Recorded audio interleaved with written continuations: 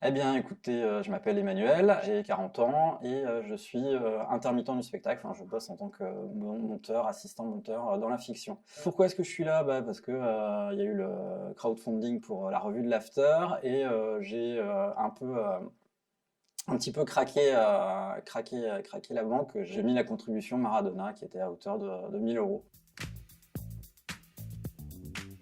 Je pense que ce qui m'a le plus marqué, c'est l'after qui a suivi l'élimination par Manchester du PSG. Voilà.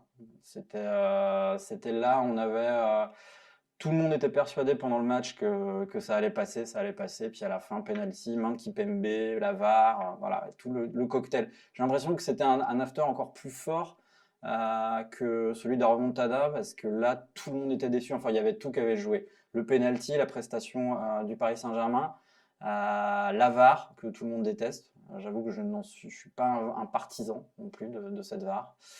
Voilà, ça c'était mon souvenir le plus marquant. Je me suis dit enfin, j'ai acheté l'équipe pendant un temps, quand j'avais 20 ans. Au final, ça m'a vite saoulé parce que c'est un quotidien. J'avais pas le réflexe de l'acheter tous les jours. Voilà, c'était plutôt finalement un truc que mon père faisait.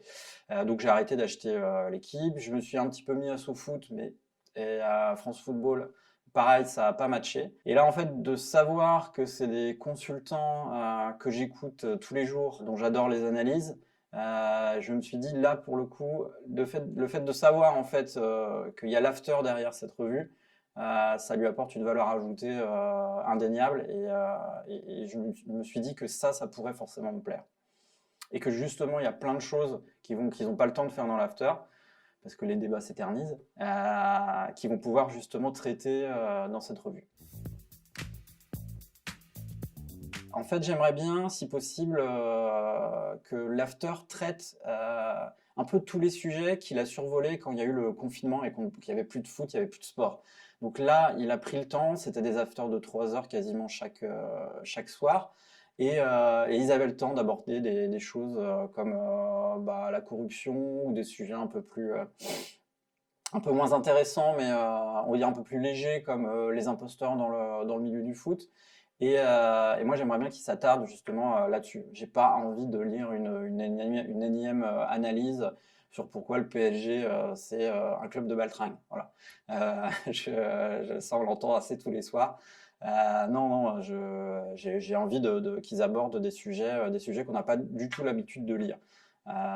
Qu'ils aillent. Enfin, le foot, c'est tellement un sujet qui est, je pense, fédérateur et représentatif de la culture d'un pays.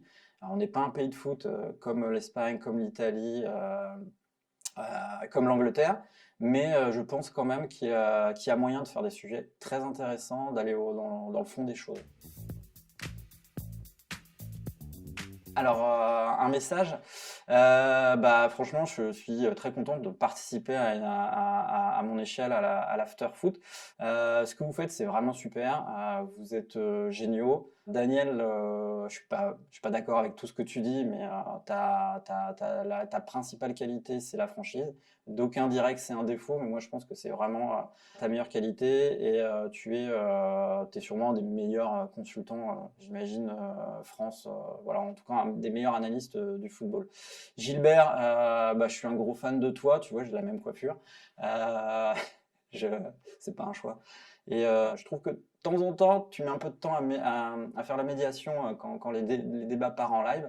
Et ça serait bien de recentrer le débat plutôt que, même si j'adore les écouter s'engueuler, plutôt que justement d'entendre Jérôme et Daniel se prendre le chou sur une énième fois sur Verratti ou que sais-je.